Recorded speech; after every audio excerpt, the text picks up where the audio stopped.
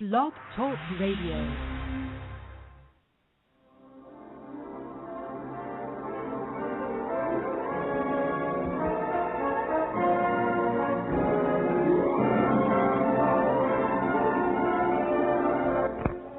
Hello there. I'd like to begin with a fact. A simple yet shocking fact. It is this. A flood tide of filth is engulfing our country in the form of newsstand obscenity.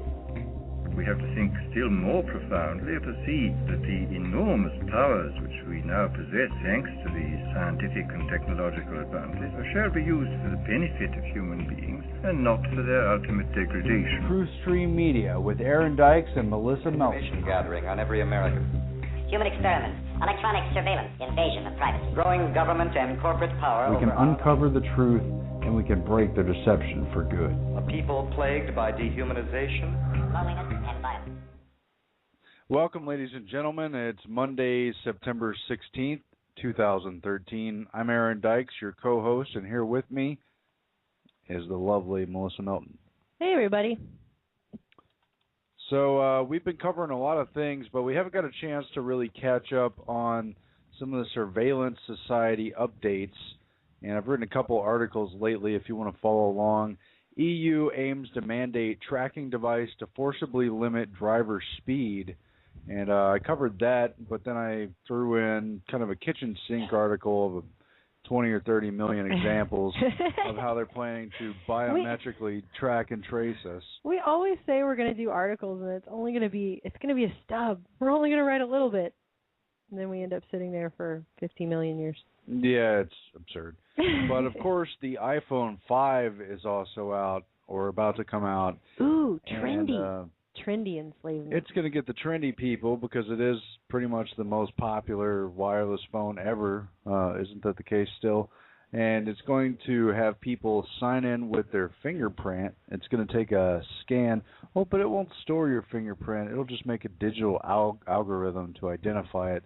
Yeah, they're actually saying this is going to be awesome because it's going to actually fight NSA spying somehow. I saw that headline. I didn't get a chance to read the article. It's crazy. I mean, the NSA's admitted they have backdoors to most all these technologies, but in particular to the iPhone. And, again, they're backdoors, so I don't really think the fingerprinting is going to make any difference. They're just going to go in and also have the fingerprints. If you don't think they have a way around that stuff, you're kind of crazy. Well, I mean, I think people don't realize that while this trendiness is dazzling us here in the developed nations, it's the iPhone 5 with its fingerprint scan. It's so amazing, right? They don't realize that in the developing nations, all over Africa right now, and India, and all these other nations, they're putting in mandatory scanning, mandatory biometrics, mandatory iris scans, mandatory palm scans, mandatory fingerprint ID, mandatory biometric national IDs. That stuff is going in all over the developing world. And so here it's being slowly rolled out in the form of, hey, check out this trendy iPhone or whatever, but all over the developing nations, they're forcing everyone onto that. And so it's only going to be a matter of time, in my opinion, before they start forcing this down our throats, too. And India's a special test case because they've been working on this for a few years above ground in public to get as many people as they can physically track down of their 1.2 billion population to submit to fingerprint and iris scans and get their ID with the government for many of them for the first time ever, specifically through biometrics. So it's a gigantic test project, and it's amazing because Gandhi's first protest on behalf of the Indian population back in South Africa was against forced ID cards that use biometrics in terms of fingerprints and ID cards that prevented them from doing things like riding first class on the train in the white-dominated society. That led to his first protest. That led to his career of protesting. That's another story. But we also have followed up on the issue of the 9/11 homework assignment that people probably remember we covered Friday. Friday's when we first found it, I think Friday's when we first found it, and I found it probably, like an hour before we were about to go on, and then we just went on the air, and I pretty much ranted about it for like a straight hour. And today was the first time I could actually call the school and talk to people. Actually, I called and left messages because they wouldn't just let me talk to anyone. They had to get back to me because they were all busy doing other things, and just nobody could talk to me. Every place I called couldn't get anyone to talk to me for a really long time. And so I called Joyce Riley over at the Power Hour, and I got in and talked to her. So Joyce wasn't too busy to talk to me. But everyone at my daughter's school and the entire school system, they wouldn't talk to me. And it was interesting because when I talked to the assistant principal, his reaction was that, well, maybe they're teaching formulaic writing. I was like, oh, really? He's like, they're trying to teach history, you know. This is how they're going to be. They're going to be teaching them history about 9/11, and this could be how they're going to be teaching formulaic writing.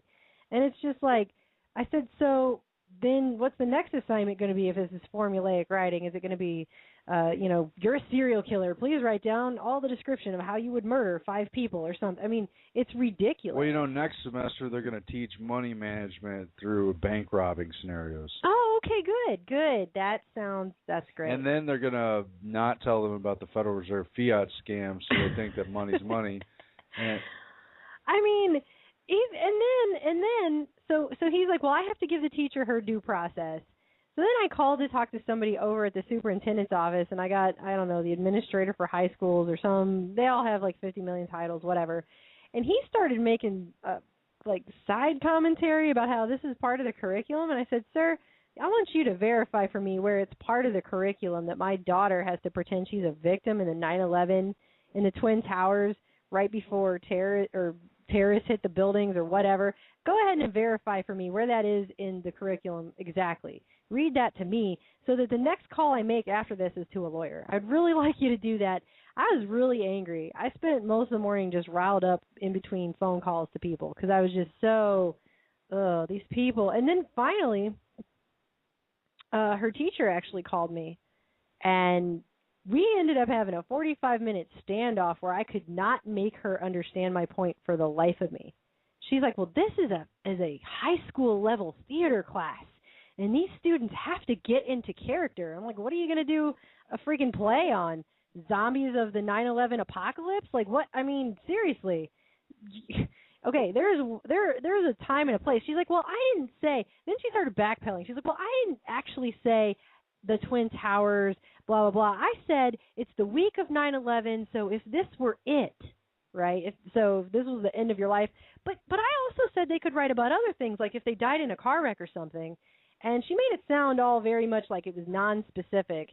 And I said, but what you don't get, lady, is that this speaks to the larger socio-political issue of our time in this country where we are using 9/11 to exploit that as a way to indoctrinate people into giving up all of their rights. And my thought is that you don't understand how your assignment, even if you can justify it in your mind for your little class or whatever, how that plays into the bigger issue of all of the other education that's going on. Because we've had people write us from California saying that their kindergartner came home confused and thought a plane killed 2,000 people in California and didn't know what was going on. I mean, 5-year-olds, first of all, have no concept of time. They would not know if that was happening, 12 years ago or 5 minutes ago. They have no idea. So showing them a video of the planes hitting towers, that's just sick. Anybody who does that, any teacher or anything, that is sick if you're doing that. You're a sick individual that you would do that to a 5-year-old. I mean, that's just really sick, okay? But anyway, we had people writing in from Ohio saying that this was happening to their 3rd graders and their 6th graders and their 9th graders. So this is just every level this year. They just I guess nationwide was like, this year we're going to break out the fear-based mind control where we take all the little kids who have no real concept of 9/11 other than maybe bits and pieces they get on the anniversaries as they've grown up. And we're just going to indoctrinate them into fear, so that we can have a fear-based society that readily gives up its rights, as we've seen in the last 12 years. And I went off on this lady for I really got angry because she just was like, well, this is acting, But she tried to make it sound like, the kids had a choice between, they could either write about, it's a car wreck or 9/11. You can't just do that. You can't say, oh, it's a car wreck or 9/11. I'm sorry, no. It doesn't work that way in this country because 9/11 has been used to systematically strip us of our rights for the last dozen years. So you can't do that, And these kids have no concept.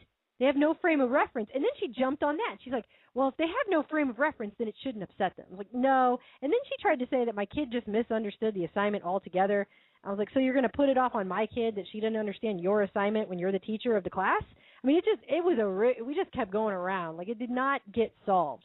And at the end, I said, look, okay, you need to understand that last year my daughter was given a Patriot Act assignment that was really lauding how great the Patriot Act is, even though in reality it basically uses the Fourth Amendment as toilet paper. Okay, we live in a country with the NDAA now that says you can be indefinitely detained and disappeared just because you're suspected of terrorism under criteria that we don't get to see because there's no due process, and that's indefinite. Okay, this is the country we live in where our politicians, who are bought and paid for by bankers and big corporations, are going around with talking points saying that you wouldn't argue about the NSA spying on every aspect of your life if this was 9/12/2001. That's what McCain said. Hey, if this was the day after 9/11, we would just be giving up all of our rights. Like, here, have all of our rights. Take them all, every single one, everything. We'll do whatever you say. 9/11, oh, my God.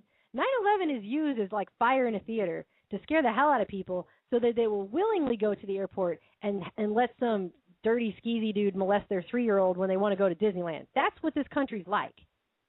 And I went off about that. And she said she cares about the Constitution, but this is just one homework assignment. I'm like, no, this is the breakdown of the entire fabric of our country through the minds of our youth. Okay?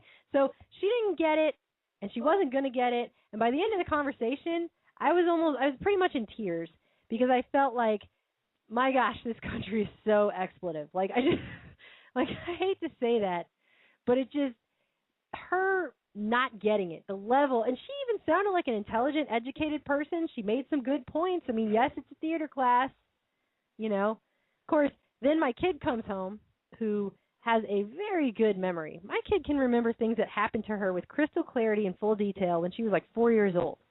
She's got an amazing memory, and it's actually pretty embarrassing at times. She's like, remember that time you said this thing like 10 years ago? I'm like, no, but I probably did. So I trust that. And she comes to, I told her, I said, I talked to your teacher today, and here's what she said. She goes, Mom, I hate to tell you this, but she lied. Because the assignment was, you're in the Twin Towers. In the Twin Towers was mentioned several times. This teacher made it sound like they could write about anything, and it's really about living your life to the fullest and all that kind of stuff. Well, there's apparently some opt-out clause that was just like, or whatever, but the emphasis was clearly on the towers. And the question the question that never got resolved for me that's still outstanding, I'm still wondering about. This was on speaker, so Aaron was there the whole time. So. Well, from what I could get, yeah. So was how many other classrooms in this nation were doing this, and where did this prompt come from? Because well, the whole time the teacher gave the impression that this popped out of her brain, but I don't know because there was the reports. I don't think so. When I heard about this from your daughter, the reports had come already in the news that this was happening in Alvin, Texas. Then we later learned it was happening in Ohio and California and other places. And so it seems clear enough that, as you pointed out, this was the year that for 9/11 they tried to get kids to put themselves in that mindset. And you called it. But it's not my kid's fault, or it's not bad when it was done to my kid because it was an acting class, and we have to put the child has to be put in the shoes so they can learn how to act. I'm thinking, dude, I took a theater class in college. No one ever had me do something like that. It's one thing to say, you know, what if you were in a car wreck tomorrow, which is much more likely to happen, and I explained that too. I was like, we haven't caught a single terrorist in 12 years of this TSA stuff. And it's not like things are just blowing up left and right from all this terrorism that's happening everywhere. This is one of those things that they make everyone afraid of, so everybody will bow down and just give up all of their rights like a spineless jellyfish. I mean, that's the whole point. And if they can indoctrinate the kids to feel that way earlier and earlier, I asked her, I was like, what do you think this country is going to look like in 20 years? I mean, I really just went to town on this, and she just did not get it. I was like, well, maybe tomorrow when she turns in the assignment and you actually read what she wrote, you'll get it then. And then you'll call me. So here's my number. But it was just bad. I mean, it was just really bad, and she just could not see my point about how this speaks to a larger issue of doing this systematically all over the country, and not just systematically all over the country, but systematically to my child. Because all of this BS with the Patriot Act homework, and then she tried to do this whole she tried to get cute and say, oh, but Oh, so wait a minute. Are you saying that we can't even mention 9/11 in a class to your daughter? I was like, no, I'm not saying that at all. Go ahead and mention it. I can't wait. In my mind, I'm thinking, I cannot wait to see the homework that comes out of her history class on 9/11. That will be pure gold. So, no, I'm not saying that at all. I'd love to see that. But I'm saying she doesn't realize when she does that, A, how that's going to affect the subconscious minds of the children in that class. B, she has a point when she says our society has less empathy. You're damn right it does. I mean, we're freaking killing people with drones like it's a video game left and right with no due process whatsoever. I mean, it's insane the stuff that's going on. We have webcam abortions in this country. Webcam abortion, that's a thing now, okay? So, yes, I get the empathy thing, but you can't generalize. I've told her she can't generalize that to everybody. I mean, my kid's got so much empathy that, I mean, my son gets all whenever we have to put bugs outside. Like, we can't just kill them. He gets very upset. These are empathetic children, okay? She can't say that and generalize to the class and not realize how that could affect. She has no idea the long-term ramifications of how that's going to affect a child that day or even next week. You know, she picked a specific week and she targeted it to a specific day where one of the worst things that's happened to America in modern times happened, and then said that it's not 9/11 specific. Really? How do you even we went around, okay? I went around with all of these people all morning long. I'm going to put a report up about it. But the bottom line is that this is not really even about and people have come to me and people have written me, and I've been responding to a lot of questions about why I don't just homeschool my child and how I'm bringing this on myself and bringing this on her. And I would just like to talk about that for just a second. First of all, I would readily homeschool my child in a heartbeat if I could even find 3 more hours in my day. I work like 17 hours a day, and that's not even an exaggeration. And some days it's more than that. Some days I only get 4 hours of sleep, maybe. Okay? Some days I don't even get that much, and I just stay up all night, and then I just take naps intermittently. I don't get a lot of sleep. I work very hard. So I can't just throw her in a room with a book and say, hey, there you go, like homeschool yourself. Okay, I need more time in a day. And right now I got 3 jobs, and that's to make ends meet. And I love my jobs. So it's not like, it's not like I'm complaining about the hard work that I have to do. I'm just saying I don't have just exponential time in a day right now, and I wouldn't want to do that to her if I couldn't give her a quality education. So I'm looking into all of my options so that I can do the best thing for her, which I know obviously isn't sending her to our government indoctrination camps. I'm well aware of this. I know this, okay? And as much as anyone can write me and be down on me for this, I'm more down on myself than any of you ever could be that do that. So understand me. I get it. When I say that, I really do. It very much upsets me every single day that I think about it. I don't have the money for co-op. These co-ops cost money that I've seen, and the private schools cost money. I don't have extra money. We're making ends meet as it is. So I just have to figure out how I'm going to manage it, but I am going to find a way to do it because I can't keep sending her there because it's giving me a heart attack to send her there. It makes me so angry. By the way, I've heard about Ron Paul's just put out a book and a syllabus and an attempt to get people into homeschooling. And I'd like to check that out. That sounds very interesting. I think that's a great thing for him to do with his energy. I'm not as interested in seeing his son just run for president and grab for power. But the point is, homeschooling is a great idea, but in many cases, you got to keep in mind, though, that curriculum can be driven by globalist agendas, too. So even if you're homeschooling, there's a lot of very healthy homeschooling situations. I just have to find the best one and then find the extra time to do it. It's not that it's not like people go, hey, why don't you just homeschool? Like, you can just drop everything and just homeschool like that minute. Like, okay, here you go. Here's the syllabus. I figured it all out. Here you go. It just doesn't work that way. I will say that knowing your daughter now, she's a very critical thinker, and that's as important as where you do your schooling, is that you're able to analyze and think about what's going on. And from what I can tell, she's actively analyzing nearly everything that she's encountering. She's not the kind of person who simply accepts what's going on. The problem is 80, 90, maybe 95% of the other kids are probably, just being indoctrinated and talking or even not. Apparently, according to my kid, not that many kids in this class even cared. And they were just like, yeah, whatever. And so it's like, well, but when you do that in an educational setting, you still accept that as truth. You just don't supposedly care about it. Exactly. Well, that's true. That's true. And I don't want to just make excuses. I believe in homeschooling. I believe that's a great thing. But I just am saying, like, I got to get all of my bills paid first so we're not living in a box under the highway. Once we got that figured out, then yes, I will find a way to make this work. I'm not just trying to make excuses, guys. I do believe in homeschooling. I definitely believe in it now more than ever. But as Aaron said, it speaks to another issue, and that is these kids, the majority of kids in this country, are not homeschooled. They're not co-op schooled. They're not private schools. They're not in, religious education organizations. They are in public school, which is government training camps. That's where the majority of the kids in this country are. And so even if you homeschool and your neighbor homeschools and the people down the street homeschool, the majority of everybody is not doing that. And since that's the case, then you have to accept the fact that our future in this country as a whole is going to be based on our youth, and the majority of our youth are being indoctrinated into government education camps. So this is a bigger issue than whether or not I choose to homeschool anyway, which I'm going to choose as soon as I physically can, because I really am getting sick of this stuff. It is really getting hard to deal with. The other issue we encountered is not only what they're teaching in the schools and the effect it's having, but just being reminded how many people serve the bureaucracy, are in the bureaucracy, are not able in their role in that bureaucracy to think critically or challenge the system, and literally will drone on when you talk to them on the phone. And these people, whatever they might think in private, are advancing the Obama agenda or whatever agenda is going to come forth.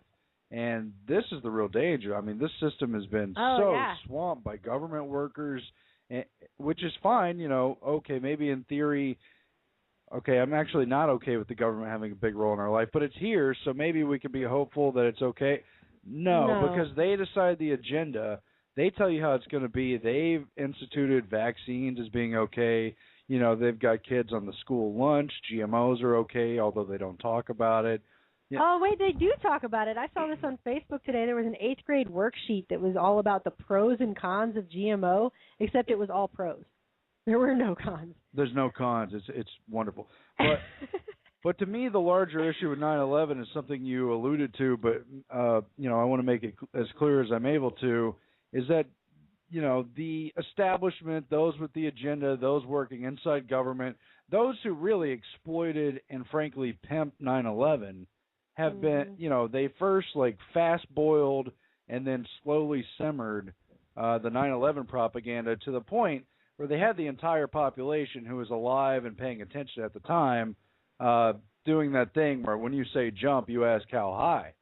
And now, half a generation has rolled forward, but 9/11 is still useful to them if they can continue to indoctrinate new generations into that way of thinking. So they're training entire new groups of people how to jump. Mm-hmm. How high to jump. That's exactly what what's to jump happening. at. So they're training people that when they say 9/11 or terrorism or the new shooting that happened today or the Boston Marathon or Sandy Hook, that when they say those, when they throw out those terms, when those events happen on the news, you better jump. And freak out. Yeah, well, you were there. You heard it. I mean, that lady, I tried. You heard me. For 45 minutes I tried talking to this woman in a way that she would understand my point. And she was just like, CYA, and not going to understand your point. And I'm not going to see it from your side. And, I mean, at one point she finally, at the end of the conversation, she did, to her credit, she got very frustrated with me too. We both got very frustrated with each other. We both had tones. We both raised our voices, and we were both interrupting each other, and it got very unproductive. But towards the end, she actually did say, you've given me a lot to think about. And maybe that, hopefully I did. Maybe she should think about the fact that she's adding one more drop in this giant bucket of fear that we are just simmering all of our children in all of the time. We're just pickling them in jars of fear, all sides, media, the government system itself, including the school. I mean, the whole deal. That's what we're doing. I mean, that's the entire... Yeah, and she defended her intentions, and they actually kind of sounded almost reasonable, but she did not acknowledge the fact that there's larger context to talking about really that issue in particular, but other issues that might fit that criterion. And maybe I could tie this in with a story that's going around today. It's on a lot of sites, but it's also on The Blaze, who are good on some issues. Wait until you see how a high school textbook summarizes the rights guaranteed in the Second Amendment. It's an AP history textbook for U.S. history, and in the section covering the first 10 amendments to the Constitution, the Bill of Rights, that are so important and so pivotal to everything this country is supposed to be about, well, they don't give students the actual text. They summarize it, and it's here's a summary of your rights. It's reasonably honest in terms of several of these amendments, but certainly not all of them. Here's the second. The people have the right to keep and bear arms in a state militia. Period. So they have reworked the sentence, which, of course, in its full is, well, I don't want to misquote it. Let me make sure I got it here. All right. Set myself up for this one. The Second Amendment being that a well-regulated militia being necessary to the security of a free state, the right of the people to keep and bear arms shall not be infringed. So it goes from the right of the people to keep and bear arms shall not be infringed as a loose militia that can be organized under certain situations, but who individually have a right to keep and bear arms, including against a tyrannical government, because the founders were all about checks and balances. They've reworked that into the people have the right to keep and bear arms in a state militia, so under only basically state militia control, a complete misinterpretation that people are going to heads over. But there's another one in here that is significantly altered that I would take issue with, and I hope you don't mind. I'm going to play this clip that's about a minute and a half. This is the government may not carry out unreasonable searches or seizures of the people's property. Fourth Amendment, the government may not carry out unreasonable searches or seizures of the people's property. That is pretty damn bastardized from the actual Fourth Amendment.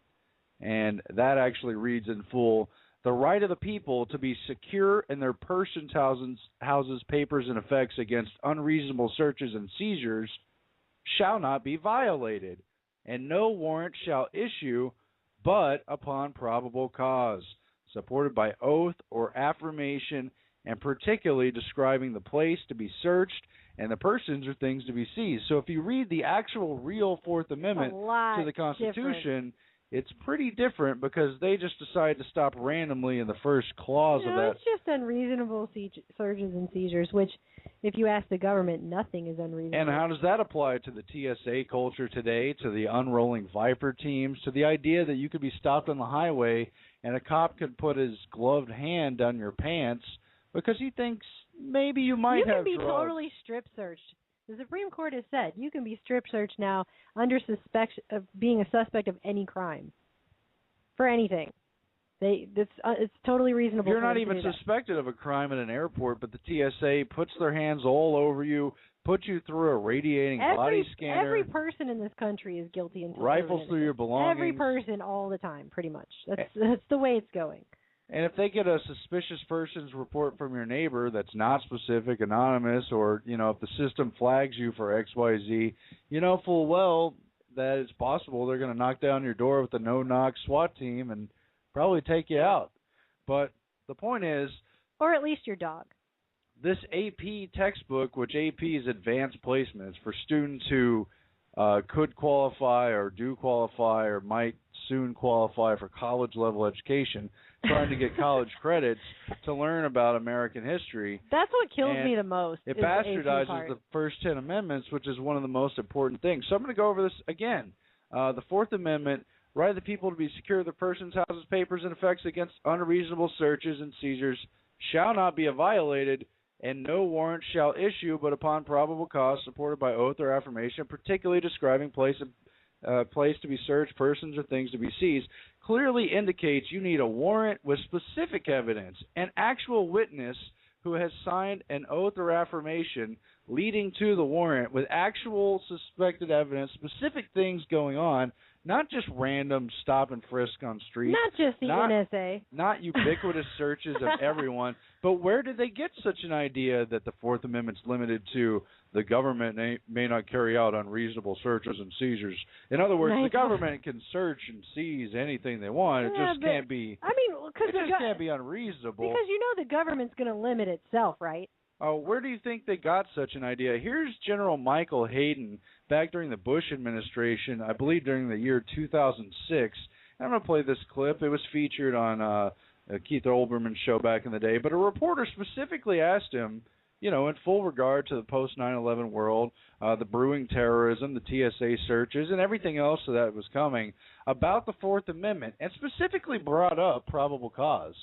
Well, according to Michael Hayden, who was the CIA director, he was also the NSA director, there is no probable cause in the Fourth Amendment. I wonder if that might correspond with the idea that the government may not carry out unreasonable searches or seizures of the people's property. Is there an effect to totally rewrite the Bill of Rights and dumb everyone down and get them used to the idea that the Fourth Amendment's only about reasonable searches and that the government can carry out searches and seizures when they please?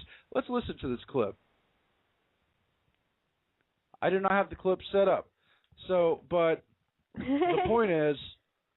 Oh, is it the plug? Yeah, just give me a minute because this is important. Technical difficulties. Well, I was going to say anyway, I don't mean to laugh. I know I giggle sometimes at the things we talk about here, and I don't mean to. It's just, I can't really... It's almost like gallows. That sounded good. It's almost like gallows humor. I have to... I can't help it. Okay, I think we got it now. Let's listen. All right, so just for emphasis... I know I've already read this, but clearly the Fourth Amendment brings up, shall not be violated without, and no warrant shall issue, but upon probable cause, which requires certain key pieces of evidence. But for other people, for the new thinking, it's just unreasonable searches and seizures. Where on earth did they get that idea? Here's Michael Hayden, former CIA and NSA director. My understanding is that the Fourth Amendment of the Constitution specifies that you must have probable cause to be able to do a search that does not violate an American's right against unlawful searches and seizures. Actually, the Fourth Amendment actually protects all of us against unreasonable search and seizure. But that's what it says. The measure is probable cause, I believe. The amendment says unreasonable search and seizure. But does it not say probable? No. The court standard, the legal standard is probable cause. Just to be very clear, okay, and believe me, if there's any amendment to the Constitution that employees of the National Security Agency are familiar with, it's the Fourth. Right? and it is a reasonable standard in the Fourth Amendment. To quote the Fourth Amendment to the Constitution of the United States in its entirety, the one the General and the NSA folks are so familiar with and know is about reasonableness and not about probable cause, quote, the right of the people to be secure in their person. All right, so we've read the Fourth Amendment, but amazingly, Michael Hayden, again a former CIA and NSA director, actually said in direct response to a real reporter's question about doesn't the Fourth Amendment include probable cause? Isn't it based around probable cause? He said, no, there is no probable cause. YouTube. Hey, if there's an amendment that employees like him know about, it's the probable cause. It's the Fourth Amendment. The Wikipedia for this guy just says, oh, General Hayden participated in a news conference January 2006. A YouTube video is posted claiming Michael Hayden erroneously said probable cause is not in the Fourth Amendment. Erroneously? Oh, no, he didn't go up on stage and say, no, that's not in there. If anyone knows about the Fourth Amendment, it's me, head of the NSA and the CIA. Clearly he knows. He's highly educated, been through the ranks. That guy's a career officer in lying and destroying this country and its Bill of Rights. And now it's showing up in AP textbooks as the government cannot carry out unreasonable searches and seizures. Nothing at all about probable cause. They know they're in violation. They know full well, and they said with a straight face that wasn't what's going on. You said that's on Wikipedia? Wait a minute, go back. On Wikipedia. Oh, he was... a YouTube video claims he was erroneous. Oh, that's nice. You know what? It off on Wikipedia can be changed by anybody, and when we get done talking here, I'm going to go in there and change that because it's bull. That's stupid. Wow. I mean, seriously, I guess my thoughts are just after the things that I've seen today with that and with talking to all these school officials with having to do with my daughter with the 9/11 homework assignment, when we make jokes that we're living in an idiocracy society, I think it's almost so sad now because it's so true. It's just so sadly true. I watched that George Carlin clip where he talks about how it's called the American dream because you have to be asleep to believe it. And he starts off with saying that the public schools are just going to continue to get worse. It's just going to keep getting worse and worse and worse because they don't want them to get better. They don't want critical free thinkers in this country. And it's so absolutely true. But just the general dumbing down, to see the dumbing down, to witness it, even if it's kind of in slow motion, is painful. It's really painful to me. There was a student in my daughter's 9th grade class that didn't know what the word approach meant when she used it and thought she was being rude because she used the word approach. I'm not trying to put that off on somebody. I know I live in an area where we have a lot of English as a second language speakers, etc. But it's like, but you're in 9th grade. Like, really? It's very, I don't know. It makes me very sad for the. It's like I told the teacher today. I mean, what do you think this country is going to look like in 20 years after we're done just dumbing everybody down and indoctrinating them into this fear-based system? When I think about the big picture, I think about everyone's had this understanding, a revelation. Growing up any time in the 20th and 21st century, we've seen science and technology as a transformative, revolutionary force, right? But people always talk about how that's advancing us. It's anything from science and technology is automatically progress. And this is, of course, a pet peeve issue of mine. But what's amazing is that we could have a better society based around technology and science if they were real about it, if the people had any energy and power behind the science that was being developed. Instead, I happen to know that the vast majority of the funding comes through, for sure, government loans like NIH or other departments, and Bill Gates and Rockefeller grant money from their foundations, and specifically the whole area of genetic research, going down to the 10 to the negative 7th level of the cell and then the genome, was completely funded by Rockefeller, not just funded for general exploration, specifically funded so that they could try to use it for social engineering and outright eugenics. So I won't go on forever, but the point I'm trying to make is we could have a vastly better society if we started with the foundation of respect for individual rights, a respect for the Bill of Rights, the first 10 rights that uphold the basic idea that anyone living in this society, whether it's national, global, or interstellar, should have the expectation that they can speak freely, that they can defend their own life if they face a threat, wherever it might come from, to the best of their ability, should face the idea that government shouldn't impose upon them. That's what the whole Third Amendment about quartering troops is all about. The expectation that their privacy should be reasonably sealed and that they shouldn't just be randomly searched and seized without a specific probable cause reason why they're being investigated. There has to be a real investigation, not just get in line and get searched dummy. Okay. Or don't even get in a line because we're just going to steal all of your data at wholesale. And that 9th and 10th Amendments, that government isn't supposed to have all the power, that most of it's supposed to be in the people and the states, and that's reserved to them except a few specific administrative functions that the federal government is supposed to have, and the rest of it's all due process. You're supposed to follow the rules and not just interrogate and intimidate people and throw them in the hooscow and work under NDAA type of loophole laws. If we respected the Bill of Rights and Constitution, we could use technology to get so much better. But instead, technology has led to a big brother state. That's why they're using biometric IDs to create the whole new infrastructure for India. They're getting all the Western world together on the trendiness of scanning your thumb on an iPhone. They are. It's so infuriating how people are like, this is going to be so cool. I'm going to have my new iPhone with my... Get a clue, people. Look around. Look at the fact that in the developing nations, they're putting biometrics everywhere. It's a huge control grid. It's going to be part of this whole smart grid Agenda 21 system. It's going to move us through to the new world order and then the one world government society.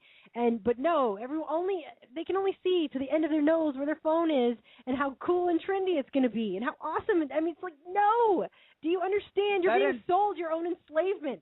Rather than waiting for probable cause to investigate someone and search their stuff, it starts with the premise that they will be searching everything about your life that's meaningful, every last piece of data, everything you do with your refrigerator and your toaster and your washing machine, trash can, everywhere your car goes, children, what you do with your trash, your so-called carbon footprint, how many babies you're going to have, your actual blood and DNA, and who's allowed to reproduce.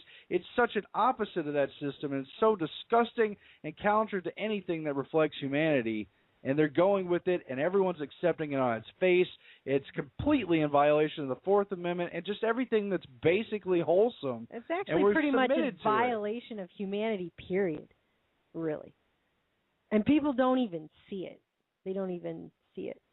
They don't realize what's actually going on. It's an entire paradigm around us being trash, who's waiting to be liquidated or absorbed. Yeah, it's a complete cattle population management. So absolutely. It's controlling the herd.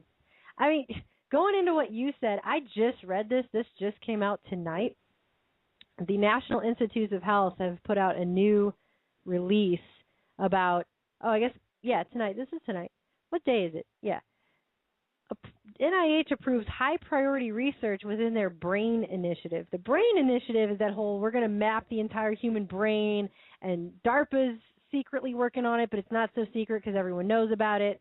And so it's really not a secret anymore. This is that project where, I think Obama recently announced he's going to give it another $110 million starting next fiscal year. I mean, this is a big initiative for them. And they've now decided on what their high priority areas are going to be for next year. Let me just tell you what's on this list. They're going to create structural maps of your brain, of the brain. They're going to develop new large-scale neural network recording capabilities. They're going to develop a suite of tools for neural circuit manipulation. Doesn't that sound fun? That sounds fun. Oh, wow. And by the way, here's another one. They're going to link neuronal activity to behavior. Think about that for a second. Just let that one sink in. They're going to find ways to link what goes on in your brain, neuronal activity, to behavior. I mean, where have we heard this before? Like the evil gene? Or there was another story, and it's like on the tip of my brain, but I can't remember it right at this very second. But, they're going to be like, oh, look at this brain scan. There's some red activity in this area. You're obviously an XYZ. We're going to have to put you in this category, and we're going to have to take away these rights from you or those rights from you. Or maybe it'll just end up being a total full-on Gattaca society. I mean, whatever. All I'm saying is they're going to be developing tools for neural circuit manipulation, and then they're going to link neuronal activity to behavior, okay? This is what they're working on. This is the $100 million plan that the government is working on with our National Institutes of Health and DARPA and all these other people. And while DARPA is working on that, they're also working on putting real human brains into robots. Where have we heard this before? 2045 Congress with the whole, Ray Kurzweil deal career. That, he doesn't work at Google because he's got nothing else to do and needs the money. He's working there because he chooses to. This is all a concerted effort, okay? What else are they going to do? They're going to delineate mechanisms underlying human brain imaging technologies and create mechanisms to enable collection of human data for scientific research. This is a big deal. I'm going to have to write a whole article about this now because it's just that creepy. It's just that creepy. And I mean, these people want to put brains into robots, and they want to put your brain downloaded to a computer, and they want to put people into avatars, and they're talking about all this stuff, and it's so trendy and futuristic, and you've got the people that are sitting around going, look at my iPhone, it's so awesome. Those are going to be the same people that are like, yay, I can't wait to put my brain in a robot. Only, by the way, you weren't invited to that party. That party's not for you. You don't get to go. The plebs are not invited to the party. It's only for these crazy people that have decided they want to live forever. Aaron told me that Kurzweil takes 60+ supplements a day. He takes a lot. Over 100 supplements. Oh, over 100 supplements a day. Why would I think 60? I don't know where that came from. The dude is taking vitamins and supplements all day long. He just wants to make it long enough to get his brain into a robot, okay? Well, that's just what it's it. about. I mean, I'm a firm believer in trying to live as healthy as you can. I think supplements play a great role in that. They have to, considering what's going on in our environment. I'm not even sure he lives healthy. He only wants to live healthy for the end justifies the means goal of attaining eternal life.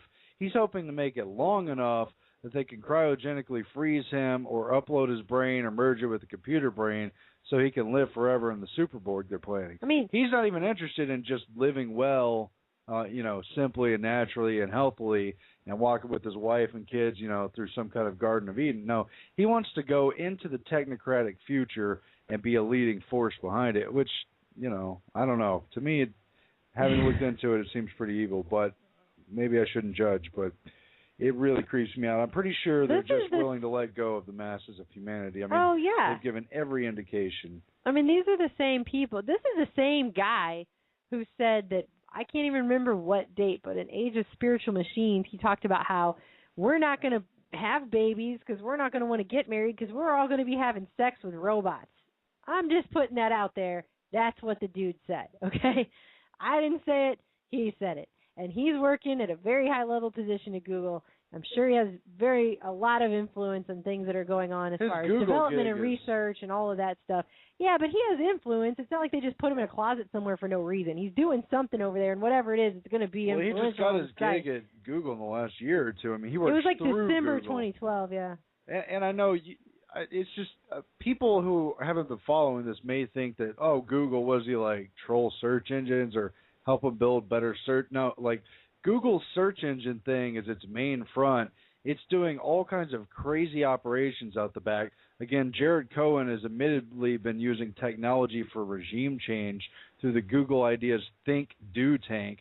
Ray Kurzweil is working a different shop house at Google to do his future project that he's been working on his whole career, and he's simply using Google as the vehicle to achieve it. Oh, sure, they're going to use all that data they've collected from the search engines and from the internet as a whole. That's their big data system. But they have Francis Fukuyama too, huh? Eric Schmidt is the chair of the New America Foundation, which is a globalist New World Order think tank. It's based out of D.C., and they get money from every horrible funding source you could ever think of, including the Rockefeller Foundation, right up to the Bill and Melinda Gates Foundation, to Walmart. I mean, everyone you can think of is on that list. And he's heading that up. And they write articles and things all the time about globalism and how, it's no good. We have to do a report on this, by the way. We have to do a future report on that because I didn't even know this existed. And then I go on there and I start reading some of the articles that this think tank is putting out, this New America Foundation, and they're talking about putting these dashboards into schools that will basically label first graders whether or not they're going to be dropouts in the future.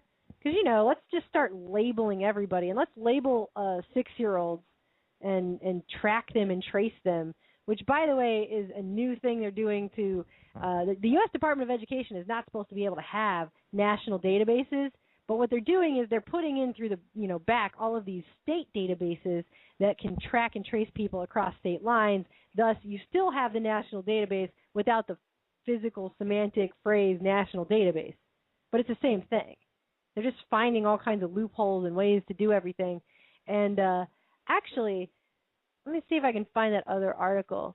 Because speaking of that, an article actually came out in the Washington Free Beacon about how the government is seeking the inclusion of social and behavioral data in health records as part of Obamacare. The Centers for Medicare and Medicaid Services want to require health care providers to include, quote, social and behavioral data in electronic health records to link patients' records to public health departments. So this is something that they're trying to do. And I guess Obamacare is such a horrible beast. It is so just not healthcare. It's so multi-layered and just multi-tiered with horrible ways to enslave the entire society. But this, if they're going to start linking people's social and behavioral data, who determines that? How far does that go? And what exactly does that cover? Because in the end, if they want to go ahead and link that to something, like say whether or not you can own a gun, oh, you came back from Iraq, you did 4 tours, you have PTSD. I think we're going to take away your Second Amendment rights. Well, for a fact that's a concern because Obama's executive orders that he issued in the wake of Sandy Hook covered reminding that health professionals, doctors, as well as mental health professionals, that they do have a right to ask their patients if they own a gun and if there's a gun in the home. They should be compelled to share that information. They're reporting on that, and they're incentivizing everyone in the system, and especially states in particular, to share their data so it's in one big system. And talk about controlling behavior. There's been social data. What do you think that is? There's been a lot of attempts at social engineering throughout history, but it's become high tech in the past 150 years. And already we've seen the UK over in England, especially through Tony Blair, using the antisocial behavior rubric to justify screening babies because, drug mothers and alcoholics might be reproducing and those children are going to be burdens on society. They're using the antisocial behavior rubric to literally bark at people through loudspeakers for not throwing away their trash. They're using the antisocial behavior rubric to identify people who walk strangely or walk as if they have criminal intentions and they become pre-crime suspects. They're using antisocial behavior for neighbors to report on neighbors and disbar their rights in the community. What about the one where they reported on the kids for climbing the trees? The kids were climbing trees. Oh, my gosh, kids are outside playing, and they had the gall to climb a tree. Yeah. That's all I did when I was a little girl. They were trampling for like the 3 grass. years, from probably age 6 to age 9, all I did was climb trees. I lived in the woods. That's what we did. Now, it's like you trample grass and climb trees. Excuse me, those children were literally hurting the earth. Not only were they breathing, but they were literally trampling the earth. With their carbon footprints just all over the grass, yes. And then they what did they do, a DNA test on the kids? They arrested the kids for climbing the trees, and then they did a DNA test on them and databased them. That's just disgraceful and disgusting. And people think, they read the stories. We read the stories over here, and we think, oh, that's in the UK. Yeah, that's coming here. It's not like that's not going to be here. They're going to try and do that stuff here, too. Well, and I did a story about how the EU is trying to mandate tracking devices to forcibly limit driver speeds. And they're going to do it through a couple different ways. They're going to, have the computer in your car link up with GPS satellites and triangulate where you're speeding and force the car to slow down, which is creepy and Big Brother-esque. And what if you're trying to pass somebody? You got to speed up to go around someone? Sometimes you have to hit the gas and go an extra 5 or 10 miles an hour? And if you're trying to avoid an accident, that could cost you your life because I guess you'll just die. But that is just the latest way out of literally countless ways. I came up with, I didn't count them, but it must have been 20 or more different ways that they're using technology, just with cars, to track and control our entire lives. And so I've got the EU Big Brother limits driver speed through car tracking as just one more brick in the wall that threatens free travel, privacy, which under their new system is completely out as they put us all on the cashless grid, and, of course, of due process because they're ticketing you with red light cameras without even having an officer stop you. Should I get into all these examples? Or you don't have to do the whole thing unless you want to. We're getting so close to close, but... Yeah, we're summing up here. But... It just goes on and on. It does. The EU is about to pass new legislation that you can take your hands off the wheel in your driverless car by 2020, so... But they've got mandatory data recorders in the U.S. They're already in most cars. They're going to be officially mandated by 2014. You've got all these people who've already adopted voluntarily the insurance discount for the GPS tracking data. I can't remember which person was it that was lately saying we need to put breathalyzers in every car in America, too. There was somebody was doing that.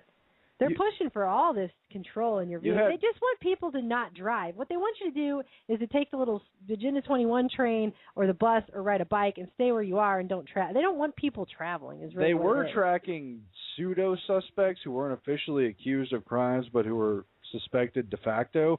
They were tracking them with GPS darts. Police were. And only recently the Supreme Court said they have to stop that, but there's still a lot of loopholes where they can do it. But they were doing that. Who knows? The It's NSA, probably still going on. I mean, the NSA is doing everything. And we were all talking about that, and it was a very big deal, especially in alternative media. The whole alternative media was owning that topic. And then Syria came, and I mean, every time, and see now, it's like today, what happened today? There was a shooting today. We got through almost a whole show without talking about it, too. But I think maybe we should talk about it for just a minute. I just wanted to mention one thing, and this is something that Aaron and I both agreed on today, because we actually did happen to be out and catch a little bit of the news, which was completely taken over by the shooting at the Navy Yard. And I made this point, and if this can happen at the headquarters for several naval commands, that shooting that happened today in the Navy Yard in D.C., there are several naval headquarters that are quartered in that area. If this can happen there, okay, it can happen anywhere. Nothing that they've done with all this security theater and the TSA and the Viper squads and the DHS owns a bajillion Predator drones and all the stuff they're doing, none of that stuff matters at all. If this could happen there, it can happen anywhere. And it does not matter what they do. And all of this illusion of security is not going to bring us more security. I was talking to my dad yesterday, and he mentioned something that he makes a really great point, that we are always trying to buy insurance for our insurance. We have a society like that. You can buy insurance, right, but if your insurance doesn't cover you, then you can buy gap insurance. And we have washing detergent for your laundry, but if it doesn't get your clothes clean enough, you can buy an extra additive that goes into your laundry that makes your your detergent work better. And you can get on antidepressants, but if those don't really work for you, then you got to get that Abilify stuff that makes your antidepressants work, so it's another prescription to go with your prescription. And everyone is trying to buy safety because this entire society is based on being afraid. The whole thing, all of it, everything everybody does. And maybe if you can just buy everything and you just buy enough stuff, it'll all work and you'll just be safe, right? Except for the fact that you won't.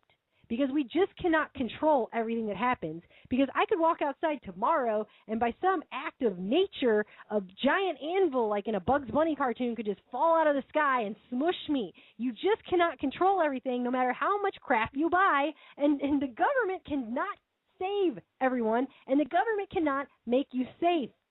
They just can't. It doesn't matter how much they do. They could put all of us in metal boxes tomorrow, and there will be a way that kills us too, because they can just not make everyone safe. And it all comes back down to the paradigm that Benjamin Franklin laid out in what is by now a very well-known quote, that those who trade their liberty for security will end up with neither and deserve neither. And this was understood at the time in a much lower tech society than we have now, really at the beginning of the cusp of the Industrial Revolution, that allowed them to have so much wealth that they needed to protect individual rights so that they weren't exploited and abused and further abused by the government. We've forgotten. People have forgotten, or they just don't care, or they just don't believe it's true, or they're just too busy giving their fingerprints to their iPhone every other 5 seconds to realize that is the case. But it is security theater. They're not keeping people safe. Nothing they've done in 12 years since 9/11 has kept anybody safer. And it's based around a false security. Another good example, the teacher you had spoken with mentioned, 9/11 or drunk driving, and a shameful amount of people die in drunk driving accidents each year. A lot of people die from that. That's a real danger. But it's pretty high on the list. They don't look at real ways to keep people safe. They do things like Mothers Against Drunk Driving are lobbying Congress and individual states to put in mandatory breathalyzers in the cars where you can't start your car if you don't blow. And goes for everybody will have to do it regardless of whether or not you ever touch a drop of alcohol. You can lead a celibate life and refuse to drop anything that's a spirit. You still got to blow to turn on your car and pass their exam. But, they don't do things like not use a prohibition. Teenagers, for example, end up drinking, from my experience in high school. It's just something that a lot of them do. But they go with the prohibition of no one's allowed to do it, so they all do it sneakily and then, go off into the woods and do it and then all drive. And then inevitably people get hurt and die. Well, what if they, I'm not saying you have to be in favor of this, but just for example, what if they recognize it's going to happen and put them in a safe environment instead of putting them in a black market where they're going to go and hurt themselves? I don't know. Maybe that's not a good example. This whole society is based on everyone hurting themselves, and then while you're hurting yourself, they take all your money. So you eat the GMO food, you're hurting yourself, they're taking all your money. When you end up going to the hospital and the doctor because you're sick all the time and you have to get all their medication, so they take all your money at the doctor, and then the pharmacy takes all your money, and your medical insurance takes all your money too. I mean, it's always all of it, and all the petrochemicals and the chemtrails and all the stuff they're doing to our environment and to us. This whole society is about putting you in a box, and then everything that they put in the box with you hurts you in some way. And then while that's going on, and you don't realize it because it's not direct most of the time, then at that same moment they're sucking away all of your money. That's this whole society is based on that model. It's very sick.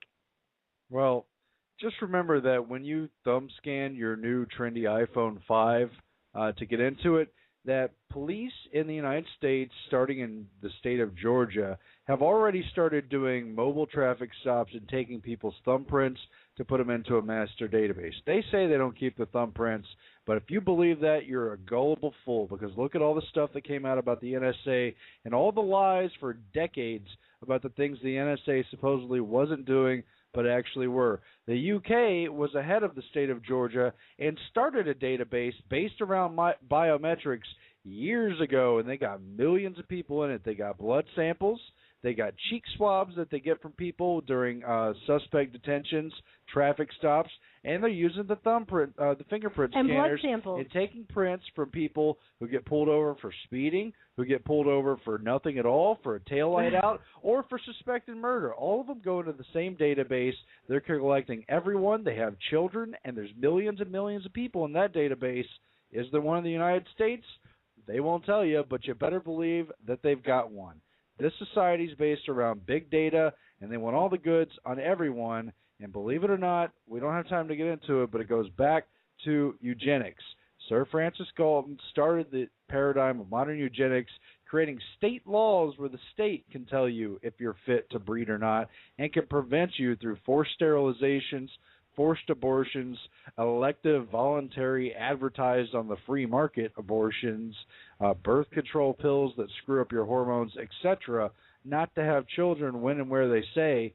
And that same Sir Francis Galton, who is the cousin of Charles Darwin, who advanced and popularized the theory of evolution that got everyone thinking scientifically that it's all about this efficiency and survival of the fittest, and that we don't have our rights. It was the beginning of an erosion of rights. Sir Francis Galton started biometrics as well, and he began tying them into eugenics, and people like Rockefeller have been funding it and fleshing it out for social engineering and general societal control ever since. And they're not stopping, and they won't stop. They have to be stopped. Big time, yeah. I think people need to realize it. I mean, every time you hear something coming out of Rockefeller, it's not good. That's just how it is. It's just not good. Well, when you commit to evil, you don't end up doing that much good. Hey, they're going to start another green revolution in Africa. I get tired of the layers of deception. It's every new thing that happens, we're on the defensive to explain. How is this happening? Why is this not good? It sounds so good. Every time. It's green. It must be good. It's so good. I shouldn't say that. Our website's green. But I just really like the color green. They've screwed it up. I'm trying to take it back. I'm taking it back. Well, it has nothing to do with the environment or the color or clean living or any of that. It's a hoax. It's true. I don't know. I'm not sure what else to say really at this point. I think there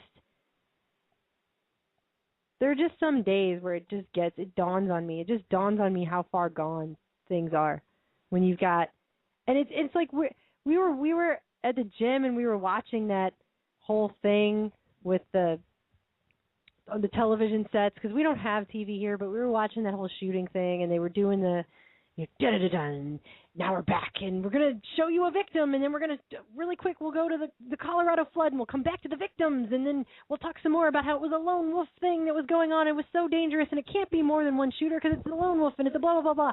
And it's just like, if you're not equipped to realize in context what they're actually doing, because most people aren't, it's this whole CNN effect that we have with the 24/7 news cycle, and it's basically there just to traumatize people at will.